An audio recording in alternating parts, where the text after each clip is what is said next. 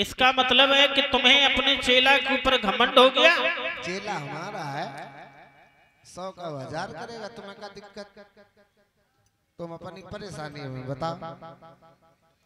सुनो महाराज वशिष्ठ, अच्छा काम कर रहा है, पूरी बात सुन लिया करो, बीच में ज्यादा नहीं बोला करें आप। बोलो तो। विश्वामित्र बोले हैं, सुनो महाराज वशिष्ठ,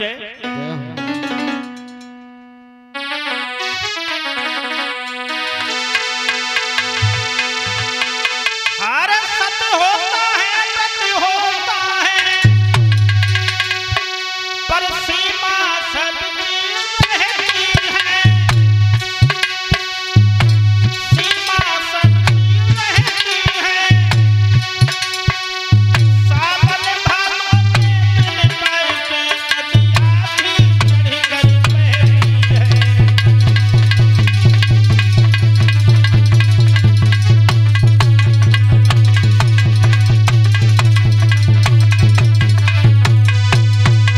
क्यों महाराज?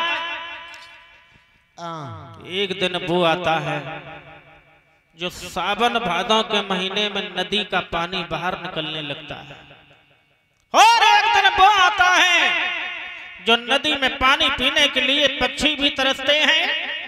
हम ये कुछ नहीं जानते। पूरी बात सुन लिया करो, बीच में नहीं बोला करो महाराज। बोलो तो। क्या सोना खूब चमकता है, जब तक दिखलाओ आज नहीं, जब तक दिखलाओ आज नहीं, मुझ पर ये घर की बातें हैं कि कहीं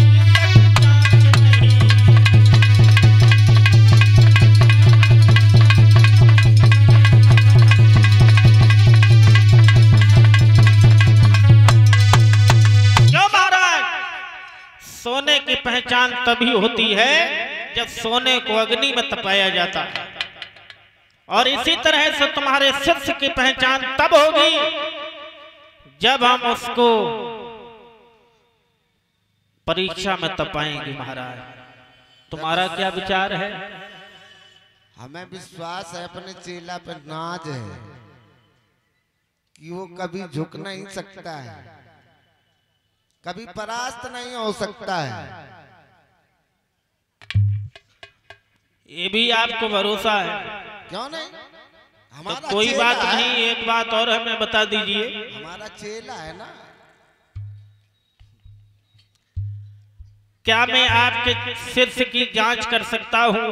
को परीक्षा ले लो, बिल्कुल इलाहाबाद बोर्ड परीक्षा पास। भक्त जनों, विश्वामित्र को आदेश दिया है महाराज वशिष्ठ ने, बोले हैं कि आप जा सकते हैं, हमारे चेला हरिश्चंद्र की जांच कर सकते हैं। ब्राह्मण विश्वामित्र जी जब सूर्यवंशी महाराज हरिश्चंद्र की परीक्षा लेने के लिए चले हैं तो इन्होंने सूकर का रूप धारण कर लिया। ऐसा ही नहीं,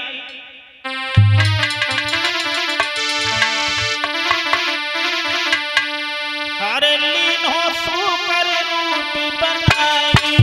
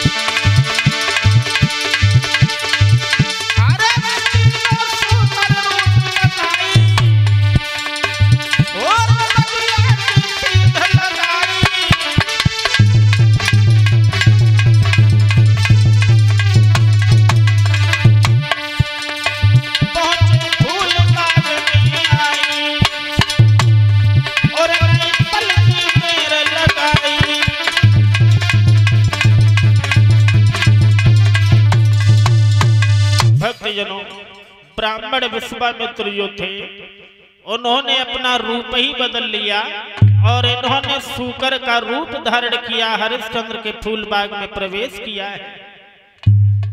जैसे ही फूलबाग में प्रवेश किया है लला विष्णु, तो सुंदर फूलबाग का जब ये विनाश करने लगे हैं तो उस बाग की जो रखवाली पहरेदारी करने वाले जो माली थे, वो माली लोग उस सूकर को मारने के लिए दौड़े। लेकिन भक्तजनों, वो कोई साधारण सूकर नहीं था, वो महात्मा थे, ब्राह्मण विश्वामित्र थे।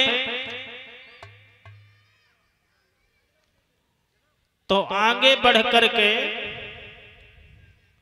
ब्राह्मण विश्वामित्र ने सूकर के रूप में माली की जांग में खा लिया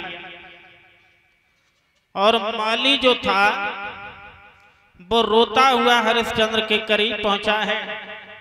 हरिश्चंद्र कहने लगे, क्यों माली, कहिए महाराज, क्या हो गया? अरे कुछ न बूझो, क्या कुछ न बूझो, बहुत दिक्कत है। क्या हो गया बेटा माली? अपने फूल बाग में एक ऐसा सूकर आया महाराज, सारा फूल बाग विनाश कर दिया। जब उसको मारने के लिए हम गए, मारना चाहा तो उसने हमारी जांग में खा लिया महाराज। क्यों बेटा माली? कहिए महाराज।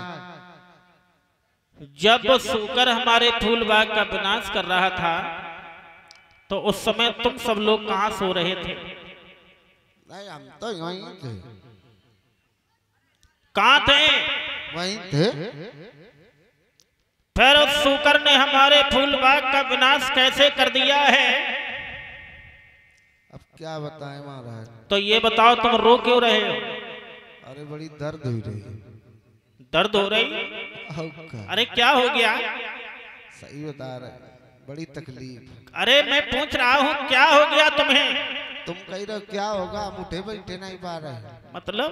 अरे सूकर ने खा लिया, कितनी बार तुम्हें बताएं। तुम्हारे? हाँ बेटा कहाँ खाया? अब देखो कहाँ खाया, कितनी बार तुमको बताएं, जांग में खा लिया।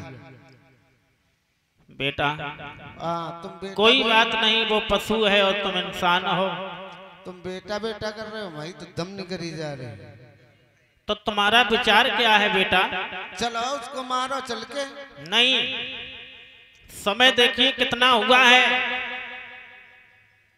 काय शाम का समय है। तुम्हें ये नहीं बेटा मालूम है कि जब शाम का समय होता है लाला, तो किसी की आत्मा को दुख नहीं दिया जाता। और क्या बोले हैं हरिश्चंद्र?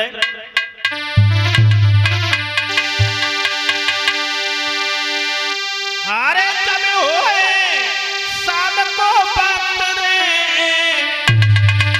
दुख दीजे मत काहू।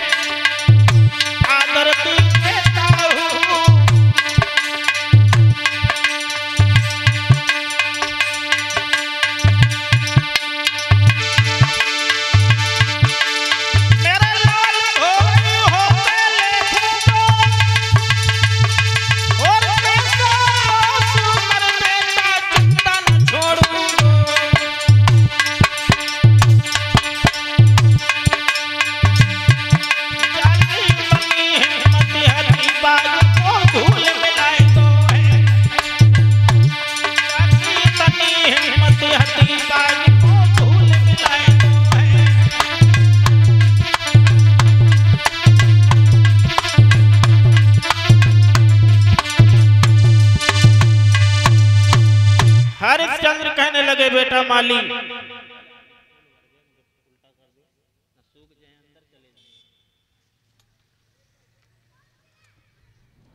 श्री सुखदेव जी बोले हैं कि महाराज परीक्षित, जब माली ने रोकर के महाराज हरिश्चंद्र से कहा है तो हरिश्चंद्र ने माली को समझाया और कहा एक बात और बताते चले भैया, पहले और कुछ था, आज और कुछ है, कल और कुछ हो जाएगा। इतना बड़ा नुकसान उस सूकर ने हरिश्चंद्र का किया, लेकिन जो शाम का समय है उन्होंने माली से